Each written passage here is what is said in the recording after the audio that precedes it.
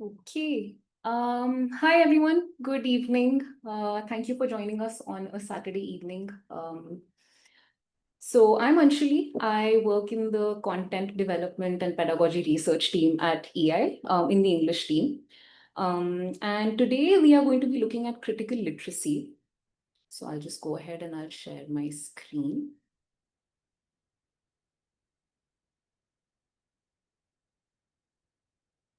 Okay.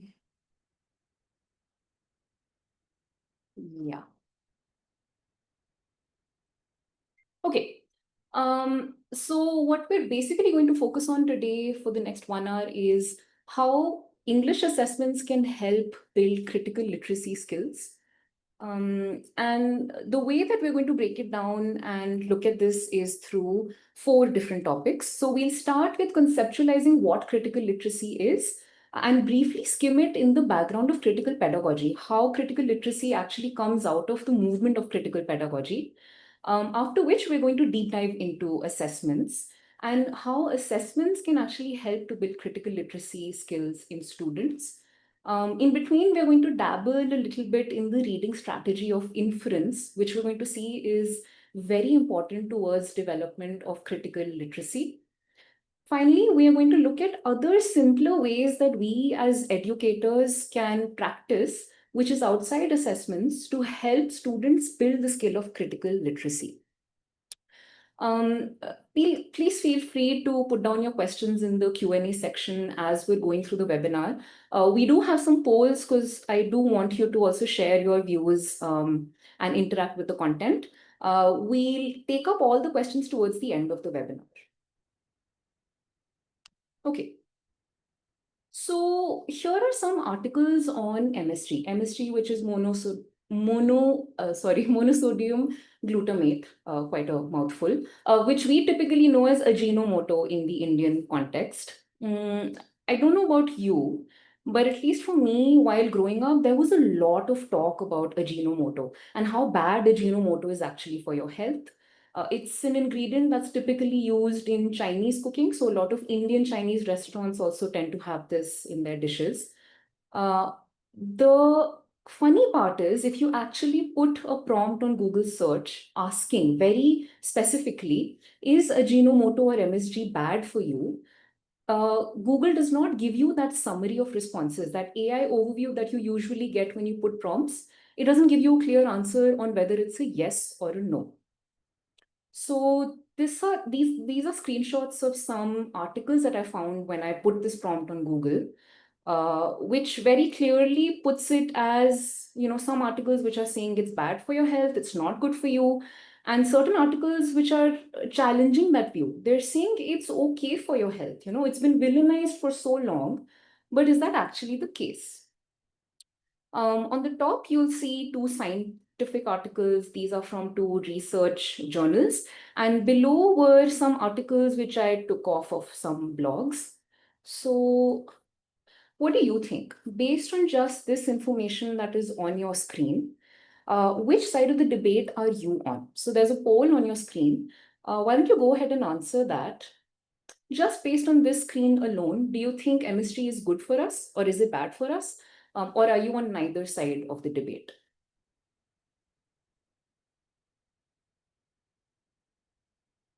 So we'll take a minute and then we can share the screen.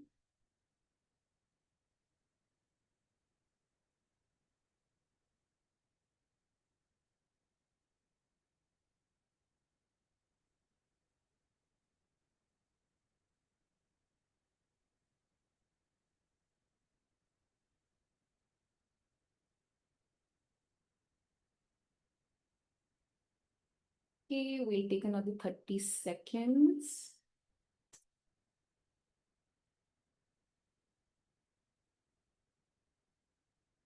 I think around 50% of you have answered. Let's take another 30 seconds and then we'll close the poll.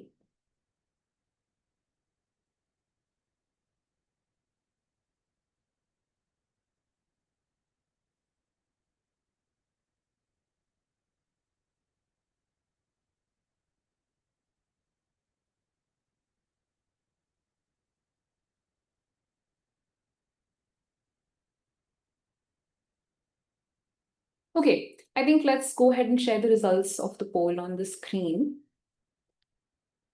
Right. Okay. 47% of you think MSG is bad for us. 21% of you think it's okay. And 32% of you said neither. You don't think it's bad for you, you don't think it's good for you either. Okay. Uh, Funny part is actually MSG in India was also banned by FSSAI back in 2015. And Maggie actually came under a lot of scrutiny because of added MSG. And till this date, Maggie has on its products that we have not added any MSG in our product. So until very recently, this debate has been quite alive on whether MSG is good for you or whether it's bad for you. The point is not whether MSG is good for us or bad for us. I would like you to share your reasons for why you selected that MSG is bad for you, or why you selected why it's good for you, or why you were on neither sides of the debate. If you can just use the Q&A section, I'll be able to see your responses. And I'm going to call out a few responses on each of these three categories. So just share your reason. Why are you on the other side of the debate? Why are you on neither side of the debate? There must have been a reason that you selected that, right? What was the reason?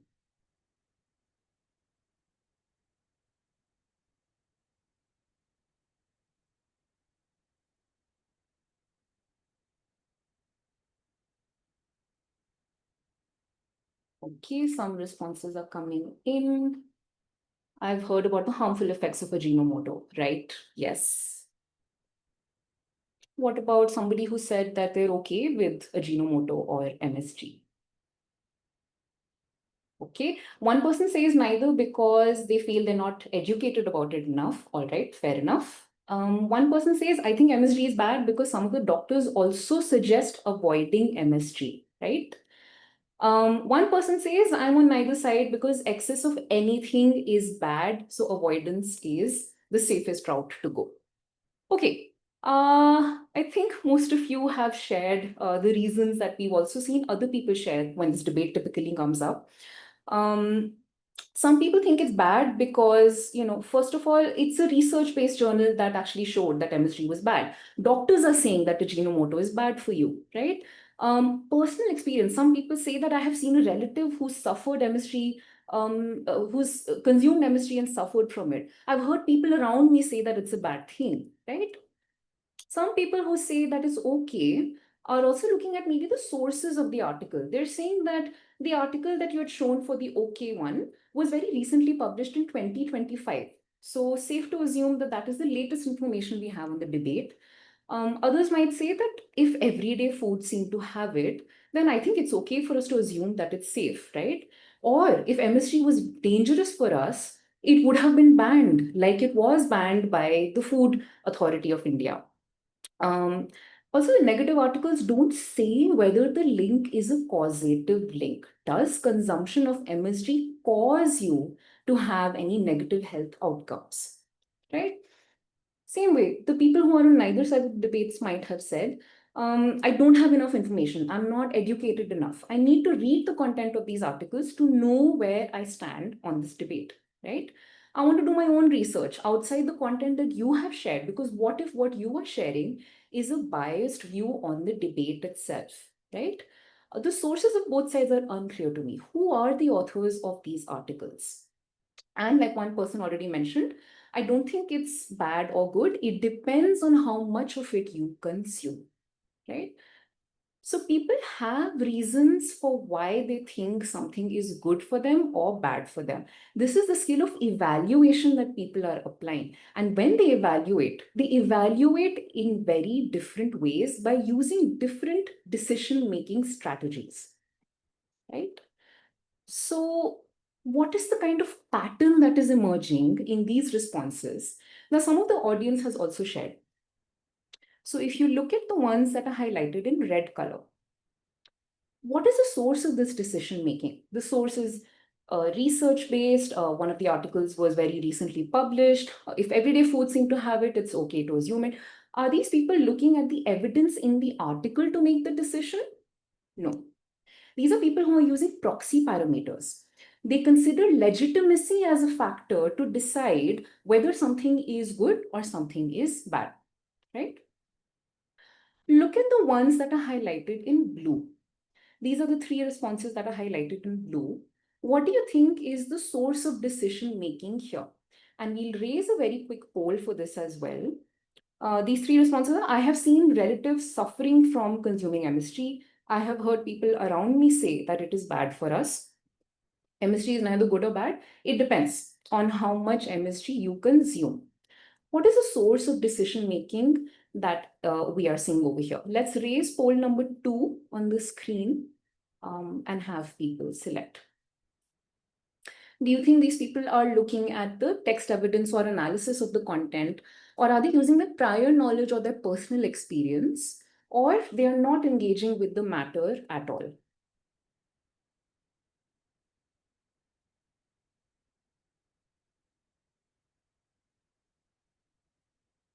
Let's take maybe 30 seconds and then we'll release the results.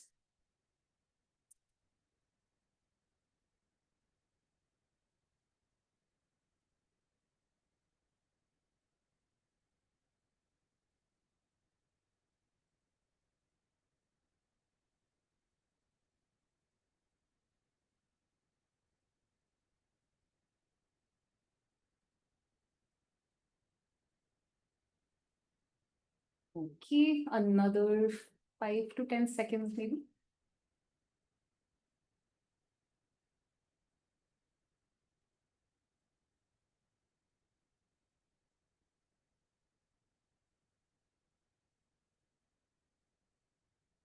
Okay, I think let's release the poll results. Okay, yeah. Majority of you think it's based on prior knowledge and personal experience. That's absolutely right.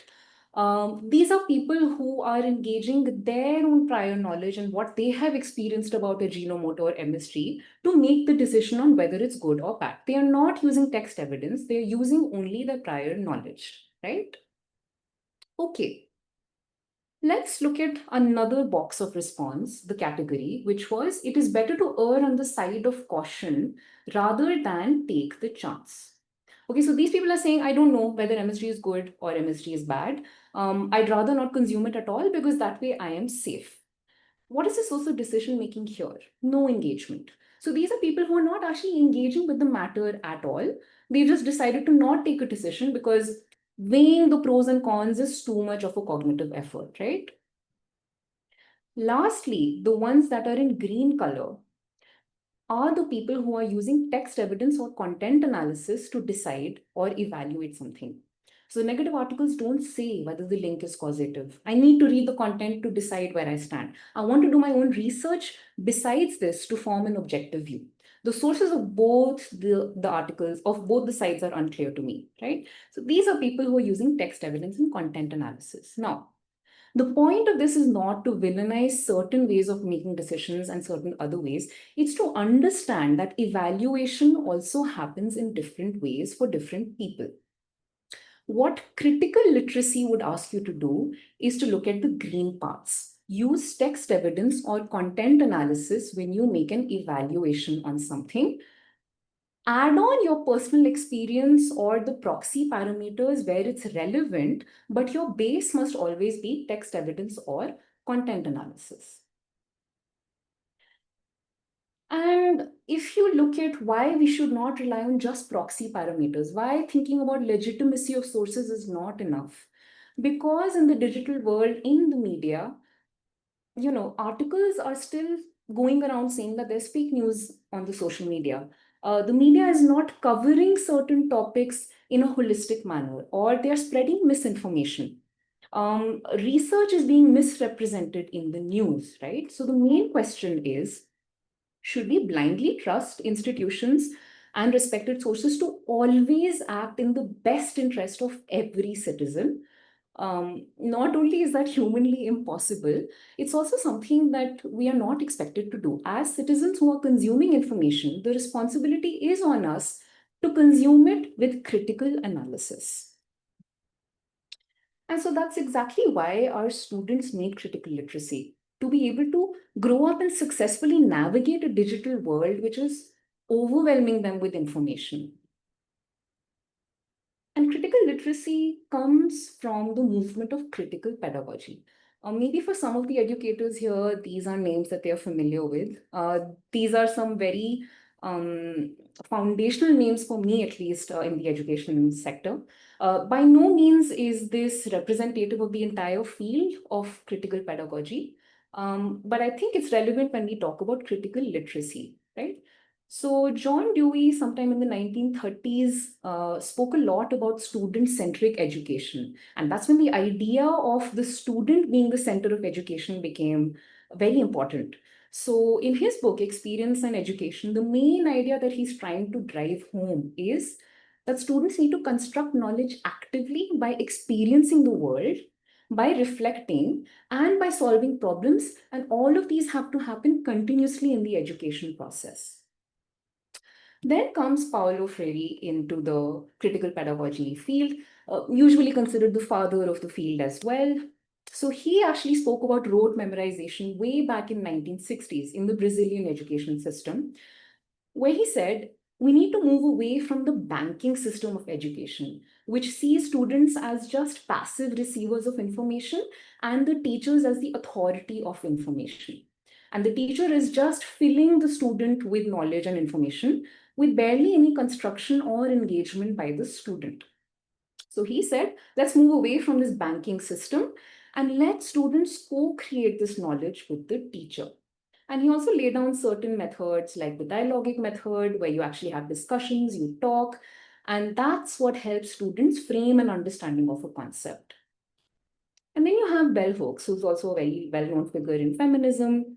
So she said that we need to use education to realize and challenge the systems of power and to create a fairer and more just world. So for her, education was all about empowering her students so that they're able to see the power structures around them and challenge what doesn't make sense.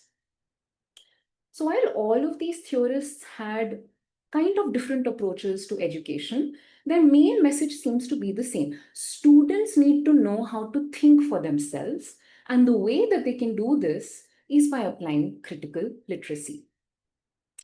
So we need to understand what critical literacy is if we're going to deep dive into it. And traditionally, based on critical pedagogy, it's been about analyzing media or the text that you're consuming for whose voice is most dominant in that text and how representative that voice is to give you a holistic view on that topic. So we are going to narrow it down to contextualize it in a digital world.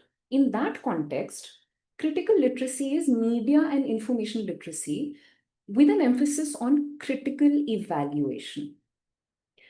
And in the context of language or English, which has listening, speaking, reading, and writing, critical literacy simply relates to how we consume information, which is through listening and through reading, and how we produce information, which is through speaking and writing. And in today's webinar, we are basically going to focus on critical literacy in terms of consuming information, which is through reading. So the meat of the session, right? So how can assessments actually support the development of critical literacy skills in our students? But to understand that, we'll quickly go over what is the content of the English assessments that we do here at EI, which will just give you a better understanding of the examples when we move into how assessments help with critical literacy. So some of you may be aware, but for others who are not, EI Asset and Reading Assessment are two products that we have for assessments in English. And typically they'll have a reading comprehension passage and they'll have some items to these reading comprehension passages. So here you'll see a grade 10 factual passage about Mary Anning, who was a paleontologist, and a series of questions on that. And we also have reading assessment. So here's a very interesting passage on Pompeii and how the ancient town of Pompeii was destroyed with a volcanic eruption back in AD 79, which again has a few questions. So that's one. We also have phonics, vocabulary, and grammar items. So typically in reading assessment, we'll have audio-based questions to test phonics skills. We'll have vocabulary questions where students are given a context and they're expected to deduce the meaning in the context. So for example, stealthily, for grade 6 students, we're not expecting them to know the meaning, but can they, by reading the context, understand what the meaning of this unfamiliar word is? We also have close passage where we test grammar, functional grammar skills. So can a student apply grammar concepts in context? Right? Finally, we have literature items and writing questions, which primarily comes from our product EI Cares, which is curriculum aligned. So some of the questions you can see on the screen. The Patriot is an ICSE text. So we had an MCQ on this question. We also have free response questions in literature. So this is on Evelyn Glennie, the grade 9 text in NCERT, where we're asking about, okay, so the author says certain things about Evelyn Glennie, but what are his sources and how do you know that these are the sources that they've consulted to describe Evelyn Glennie? So a lot of genre analysis and then writing prompts on debates, write a debate on so-and-so topic or write a narrative essay, which helps you connect to your own personal experience. So these are the main domains that we cover in any English assessment at EI. And so how assessments actually help with critical literacy is they leverage the power of hidden curriculum. And before I move into this, how many of us have actually heard of the phenomenon of the hidden curriculum? It was actually a recent thing that I also got into maybe 3 years back. We'll just raise a quick poll to get a pulse check. How many of us have heard of this term before, the hidden curriculum in education? Let's take maybe a quick 15, 20 seconds, and then we can release the results.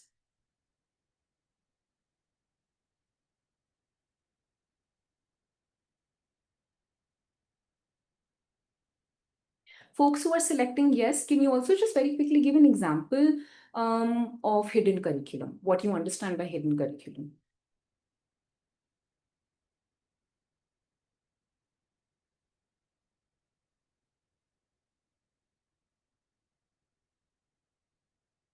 Okay, I think let's release the results. No, okay. So 21% of you have heard of this. Could I maybe request the people who said yes to post a few examples in the Q&A section? I'll verbally just speak about them. What is an example of hidden curriculum, or what is a situation in which you actually learned about this term hidden curriculum?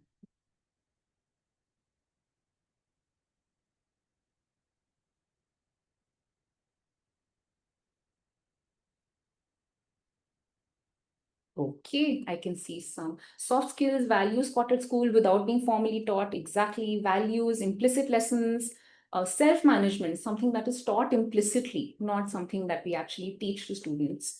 Maybe the value of resilience that the Evelyn Glennie chapter talks about, which is not explicitly shown or stated in the text. Okay. To know hidden values, right? Unspoken or implicit lessons or values. Right. Yeah, that's exactly what the hidden curriculum is.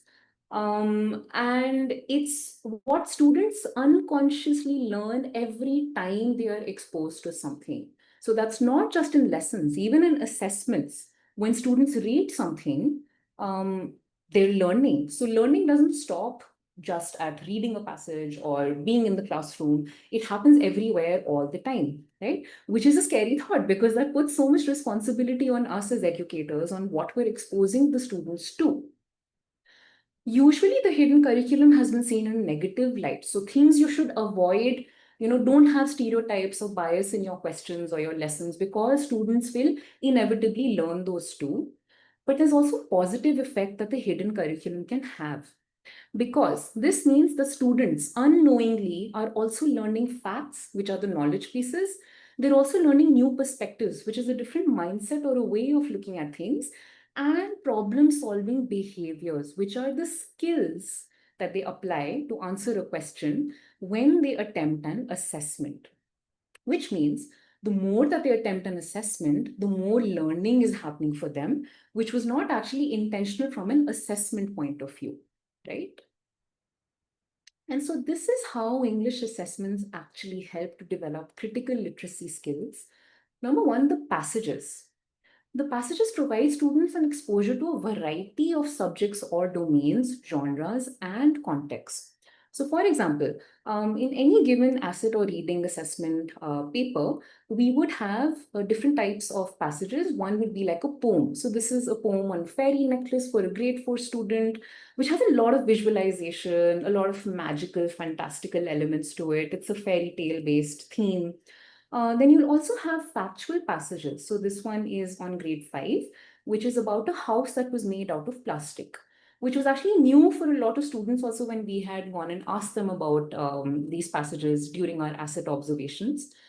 And we also have, say, procedure-based articles where we test whether students can understand the instructions given in a passage and if they're able to manipulate steps. If this step is missing, what should the person do next? And so this was a very fun topic on how to be a child detective for grade 6. So when students are reading these passages, they are picking up different ideas and different knowledge pieces which they are going to remember even after the assessment is over. It's going to be a part of their knowledge system after they attempt the assessment, right? And the other way, which is more important, is items that test reading comprehension and literature simulate the cognitive skills that we use naturally when we critically analyze texts. For example, when you need to glean the main argument of what an article is saying, which is also something that we test in reading comprehension, students have to apply the skill of understanding the main idea or the main argument of a text. Sometimes we'll also ask students to analyze the author's assumption, where they need to activate their prior knowledge and tell us what is an assumption that an author is making in this question. So here, for example, this was a story for grade 10. This is one item to it. The question is, which of these is the author's assumption about employees in the line below? And the line is, then catching the eye of his young but efficient private secretary, he called him to his office. So why has the author used the phrase young but efficient? Because his assumption is employees become an expert only after many years of experience. So to be able to do that analysis also adds to critical literacy. On the other hand is differentiating facts from opinions, a very important skill in reading comprehension. And this is an item from the PISA test, which is the program for international uh, student assessment, I think in literacy specifically. So it's an international assessment. It's a gold standard, at least for us in EI for reading. And this is an item from there where students have read a passage and there are certain lines that have been taken from the passage that students have to differentiate on whether this is a fact or an opinion. Why is this important? Because even while reading an article in media literacy, one very important distinction for a reader to make is this the author's opinion or is this something that is factually true about the topic, right? So the more the students do this, the more they practice skills that eventually make critically analyzing text more automatic. And so those were just some skills that we had an example to. There are various other skills that you'll find in both literature and reading comprehension assessments, like locating supporting evidence for one analysis point, understanding the main idea, analyzing the author's strategy, or analyzing the character's motivation, traits, feelings, right? But what is common among all of these skills that we see? The strategy of inferencing. If you're not able to make inferences, all of these other skills become very difficult to demonstrate. And these are some important core reading skills that relate to critical literacy, right? And so how do we make inferences? What does it even mean? What is the reading strategy of making inferences? If you look at this question, Ria peeped outside and decided to carry her umbrella, right? If I ask you, why do you think Ria carried the umbrella? What did she see outside? It's pretty easy. Your inference would be she probably saw dark clouds. She probably thought it was going to rain, which is why she decided to carry an umbrella. Some people might say that she probably saw it's a very sunny day and she wanted to protect herself, so she carried an umbrella with her. These inferences are easy to make, pretty straightforward, right? Based on your prior experience of when you carry an umbrella when you go out, you're applying that knowledge and you're inferring, okay, she saw something outside, she carried her umbrella, which means it was going to rain that day. Here's another context though. So Ria stopped suddenly while walking. She refused to move forward. If I ask you why Ria stopped suddenly, what would your inference or your response be now? Just use the Q&A section and tell me, what is your inference of this situation? Why do you think Ria stopped suddenly while walking? Okay, one person says she probably sensed some dangerous scenario, right? That's a good guess to make. Does anyone have a different inference for this situation? Okay, Ria realized that it was the wrong day for her to go out, right? Okay. Maybe Ria saw a dog and she got afraid. Okay. She saw a snake. She might have seen a broken bridge, right? Can you see the variety of responses that we're getting to the same question, right? In the previous one, it was pretty straightforward. It's either rain or it's sun, but here multiple interpretations are coming up, right? It could be any reason. Maybe she saw something like most of you mentioned. Maybe she broke her sandal. Maybe she was casted in the movie 2012 and she saw a tsunami ravaging the streets, right? You don't know because you don't have enough context to make an inference here. What differentiates these two types of inferences that we can see? The one on the left side is called a forward inference. Forward inferences are what you do when you have to predict what will happen. So you don't go back into the text, you only look at your prior knowledge and connect it with the situation that you can see. So typically in the classroom also, we would do this with students where during the pre-read, we would say, okay, so what do you think will happen next? Or based on the cover page of the story, can you tell me what the story is about, right? They're making forward inferences. They're not looking at the text in order to arrive at the conclusion. Backward inference is what is required when you look at character motivations or when you want to glean the main idea of an article. Backward inference is actually what we use in assessments as well. Forward inference is what we do typically in the classroom. Okay, so forward inference is past experience or prior knowledge, and that much is sufficient. And it helps you with skills like prediction. Great as a pre-read activity. It actually builds a lot of engagement for students and a lot of curiosity as well. But backward inference is what requires the reader to base their guess on text evidence or contextual clues. It requires a very close reading of the text and locating key details.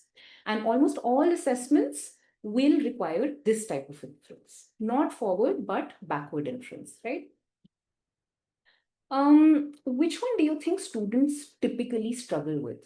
And this needn't be a research-based answer, based on your own experience as an educator or your best guess. Which one do you think students struggle with? Maybe, do we have a poll? Yeah. So is it forward inference that they struggle with, which is activating prior knowledge? Or is it backward inference that students struggle with, which requires looking at text evidence? What do you think students fare poorly on? Let's maybe take 30 seconds because it's okay. You can think about it and then respond.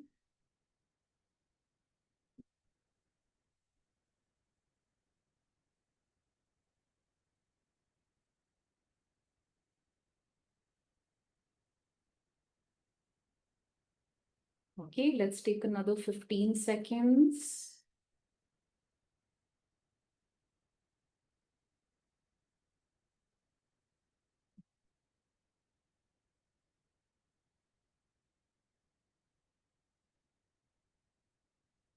Okay, I think let's go ahead and release the poll results.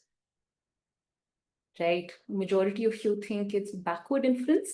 Few of you, 28% think it's forward inference, right?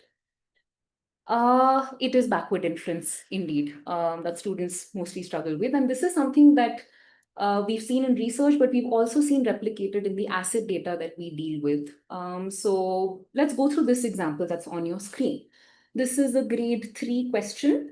And around 6,000 or 7,000 students of grade 3 all across India have attempted this item. So this is on a passage, a factual passage called All About Giraffes. Let's look at the item and then look at the passage. So the question asks, why do mother giraffes leave cliques once their calves grow older? Okay, and the evidence for what is required to answer this question is in one part of the passage. And let's read that. So young giraffes called calves stay with their mothers for many months. They only leave the group their mothers are in once they are no longer in need of their mother's milk. At this point, the mother giraffes also leave the clique their babies are in and they join other cliques. Okay. So the question is, why do mother giraffes leave their cliques once their calves grow older? And the answer is very clearly because their calves don't need them anymore, right?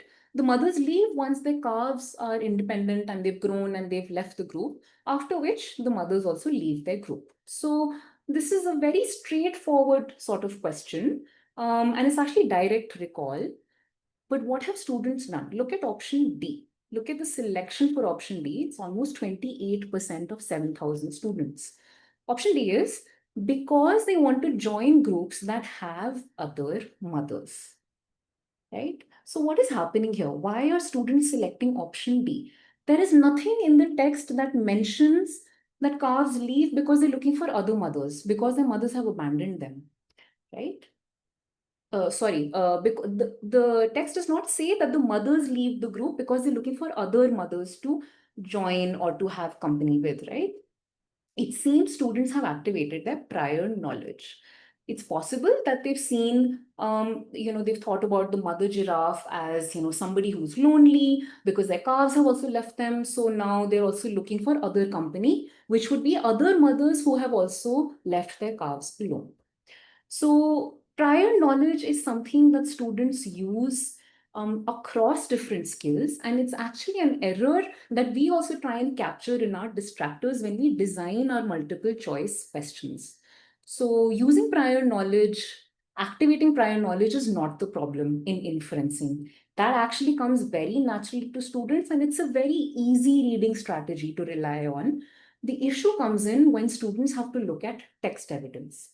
And this is something that I think even as adults we can relate to. It's harder to evaluate and look at text details versus just relying on prior knowledge in order to answer a question or make a conclusion, right? So what do we do about this? If in backward inferencing is something which is challenging, what do we do? And graphic organizers seem to be a very effective technique to guide inferences for students. If you just do a simple Google search as well, most of the graphic organizers will be in this format where it'll be on inferences that students have to make, and they have to support that inference with evidence. If the part about evidence is missing from your graphic organizer, we are not doing the skill of inferencing. We are doing the skill of forward inferencing, which is just based on your prior knowledge and your feeling. Can you tell me what your inference is? No. We want students to give evidence for the inference that they've made. And so typically graphic organizers will also start like this. The first part will be what I already know, my prior knowledge, which has already been activated, the clues that I see from the text, joining which I can say what my inference is. But what if the problem with the student is on locating the supporting evidence? Activation of prior knowledge is easy, right? That comes easily to most of us. It's the locating information that becomes tough, in which case you can always flip your graphic organizer.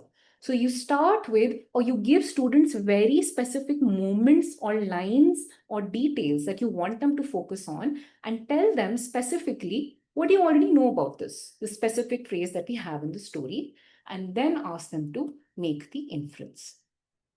So this is something that seems to be effective when we're working with backward inference, and something that we can try in the classroom by using graphic organizers, where it's very important that we ask students to prove their inference rather than just leaving it at make an inference.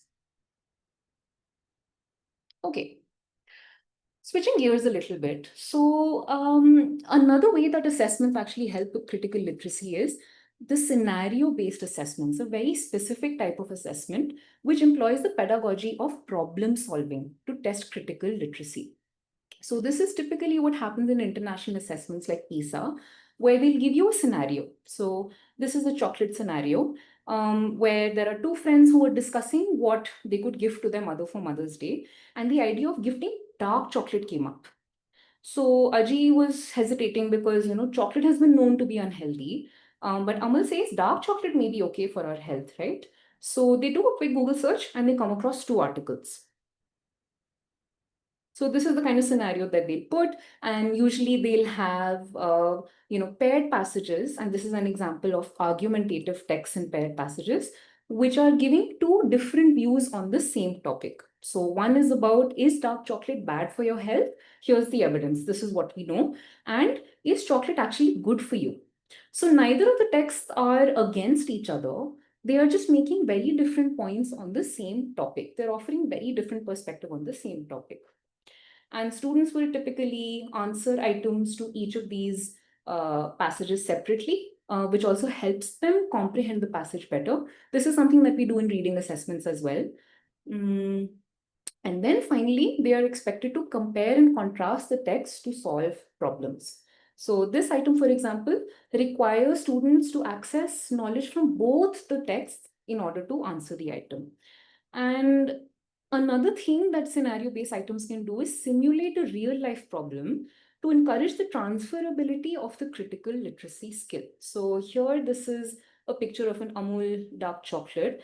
And based on what the passages have said, so these are the pieces of information that consumers need to be able to decide whether chocolate is good or bad for you.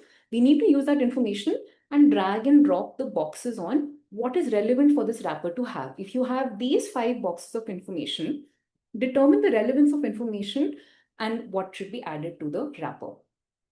So this is what scenario-based assessments can do. And the last item typically would ask the student to resolve the main problem that the scenario began with. If you remember, the main problem that Aji and Amal were having were, should we gift our mother chocolate or not? And so then they have a little bit of a debate. They've read both the articles, and Aji is saying, I was right, chocolates are healthy after all. But Amal is saying, I mean, neither of the articles say that chocolate in itself is bad. I think eating dark chocolate is fine. But Ajay says, no, I think dark chocolates are as bad as white chocolate. So as a reader, having read both the articles, do you agree with Ajay or do you agree with Amal? Give your reasons. And this item, this question is actually the most powerful while developing critical literacy. And that makes sense, right? Because stating one's opinion based on reason or text evidence has a strong correlation with critical literacy. It's directly related to the skill of evaluation. So this is a question that you can work with even in the classroom or in your own assessments, where you ask students to state their own opinion. It could be a yes or no, it could be a disagreement, it could be them framing their own opinion from scratch. But what is important is they support that opinion with a reason. That could be text evidence, that could be logical reasons. But this seems to be a very powerful question to ask, which directly helps with critical literacy skills. And so the third thing that assessments can help with towards critical literacy is it can help you diagnose the gaps or the mastery or the specific common errors students are exhibiting in reading comprehension or literary analysis. And like I mentioned, these 3 products in the beginning of the webinar, we do offer these as solutions for reading for gaps or mastery or common errors. So for example, EI Cares, which is a curriculum aligned product, can offer formative assessments, which will help you identify the gaps and help you give feedback on a more regular basis, and summative assessments, which will help you check what is the mastery level of the student, whether after a certain time period or after something is closed or once you've covered a reading strategy in the classroom. You also have EI Asset, which is low stakes assessment. So this is not curriculum aligned. And the purpose of EI Asset is just to see whether students are able to demonstrate certain skills or not. And we conduct this 2 times in an academic year. It also gives you scaled scores, which helps you see the performance of your students against other students who have taken the same item. And then you also have reading assessments, which gives you the reading age or the reading level based on the age of the student. And the comparison is across 3 rounds because typically this assessment is conducted across 3 rounds. So in case the issue of creating questions, how do you create such questions which will help with the transferability of critical literacy skills? Those are something that we already provide because we create these questions across these three products. So that's the other way. But again, diagnosis without feedback will have no impact on the development of these skills.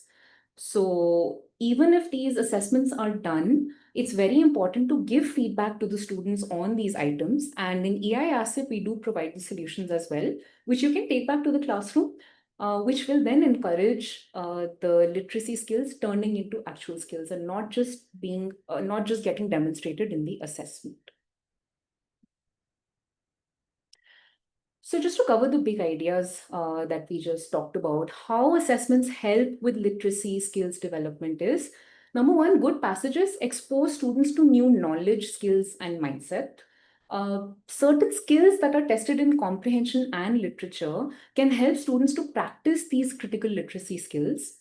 And lastly, assessments can help you as an educator diagnose what is missing for your students in critical literacy to know what remediation you need to do to eventually develop that critical literacy skill. Okay. This is all about assessments, right? But what about beyond assessments? What are some other ways that we can encourage our students to develop critical literacy skills, which go beyond the assessment? And so one of the things which I think has become clear by looking at the items and uh, the other principles as well, the skills of reflection and evaluation are the North Stars. Any classroom experiences or tasks that we design have to be to encourage students to reflect and evaluate often with specificity and to encourage elaboration. So I'm going to show some non-examples and examples of when reflection and evaluation is being done effectively, right? So one way to do this is by asking a opinion question to students, okay? So do you think the character is good or bad, right? Why is this a bad example? It's because you're directing the student's opinion here. You're just asking them a black and white question. Is it good? Is it bad? Versus asking the students an open-ended question where you ask them, what is your opinion of the main character? But you're also making it specific by saying, tell me by explaining a character trait of this character in the story, right? So it's specific, but it also encourages elaboration. Another way to do this is maybe asking students, what all has the author assumed in this text? Again, it's too open-ended. The kind of reflection and evaluation that will happen here is going to be very haywire, right? So how do we structure it to get students to do it with specificity and elaboration? We say, so the author has said XYZ. They have said this line in the story. What does this tell us about their beliefs? Or what is the author assuming the readers would already know when they wrote this line? And of course, sometimes we might have to support this with more guiding questions or sentence starters or graphic organizers. But even just asking these reflection questions at the end of a lesson on a very regular basis is going to help students to practice reflection and evaluation as skills, and not in a very vague manner, but in a very structured manner such that they do it with specificity and elaboration. So that's one way to do it. The other way is to very simply bring in the real world topics into the classroom. So newspapers already have so much stimulus. They already have so many passages that we can already use. We don't actually need to spend time looking for passages or making our own passages. Newspaper articles can be a very good way to encourage critical literacy. These are real world issues that are happening out there. And while deciding which articles to take in, I think it's important not to just stick to the positive articles that are talking about the environment, because we think those are non-controversial. It's okay to look at certain topics that are impacting the students' world and our country, as long as they are not polarizing students towards a certain view. So not just narratives, maybe also factuals, not just a case-based item, but maybe also, an interview. So newspaper articles have a variety of genres and they talk about actual real-world issues that are happening out there. So this can be a great way to encourage critical literacy as well. How many of us actually take newspaper articles or topics into the classroom? Maybe if we can just raise a quick poll on this. Honest answer. Do you actually discuss current affairs in the classroom?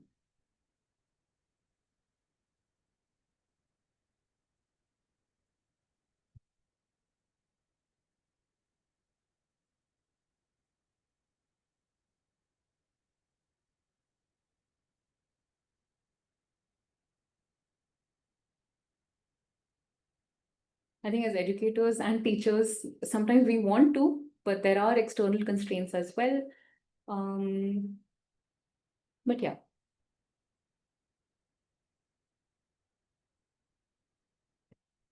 okay. Uh, right. So one person is saying that I have students bring the article every day and share it and then put it up on the wall. And we go over this in a roll number wise way. That's great. That's like a procedure in the classroom that you've set up for bringing real world into the classroom. Nice. I think we can release the poll. Um, Yeah, it's great to see that out of some 200 participants here, 63% of you actually do discuss current affairs in the classroom. That's great. Um, for the ones who are saying no, I'm hoping the intention is there, but it might be the constraints that are not allowing you to take it to the classroom. But this is the easiest way to design your reading comprehension lessons. It reduces your effort also in finding passages to do a lesson on reading strategies, right? And lastly, looking at critical pedagogy that we spoke about in the beginning of the session, you can employ some instructional strategies of critical pedagogy. And while this seems to be a mouthful, it's actually not very technical. All you need to do is just pose questions to students to co-construct knowledge with them, which is also called the dialoguing method. So something that we are also doing in this webinar, where critical literacy was not something that we just told you about. We didn't define it from the get-go. We had an experience around it. We spoke about a debate, we shared our own views, and then we reflected on what are the strategies that we use in order to evaluate something, right? So that is co-constructing or co-creating knowledge. Another thing, very simple principle that we can do is let students disagree in discussions and to challenge what you are saying if it is an opinion based matter or subject, right? This is only going to be possible if the norms for participation are very clearly laid down, which means if you want to disagree, you can show maybe like a gesture, or you have to do it respectfully. And what does it mean to do it respectfully? If these are explicitly noted down for students, with the purpose reiterated that it's for learning. It's not to prove somebody wrong. It's not to say whether somebody's better than the other person, because that does tend to happen with students. Very clearly laying down the norms for disagreement and participation and reiterating the purpose as this exercise is for learning. That can actually help you be a teacher as a facilitator rather than being a teacher who holds authority over information.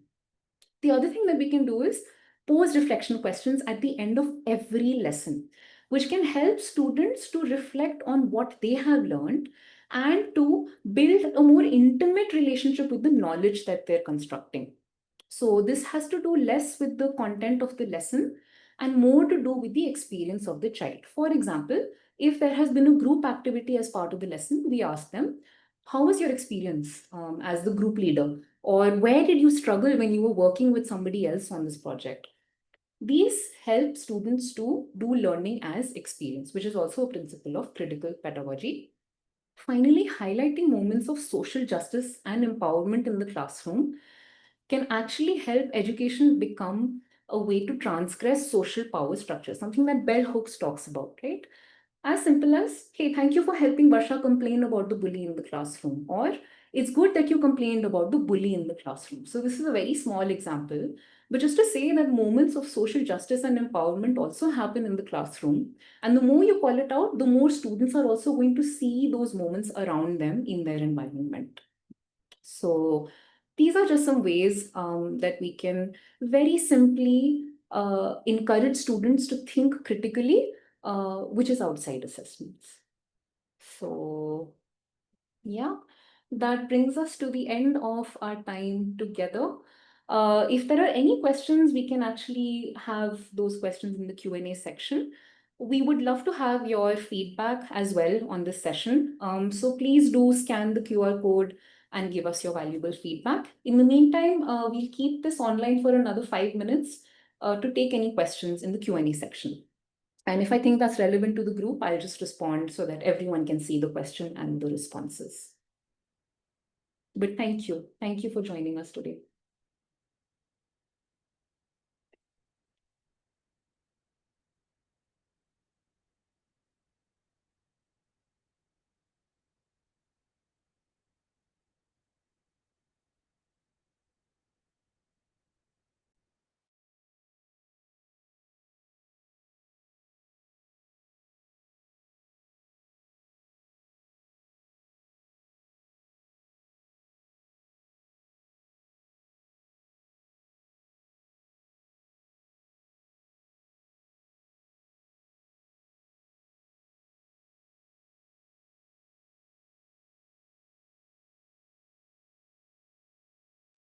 Right.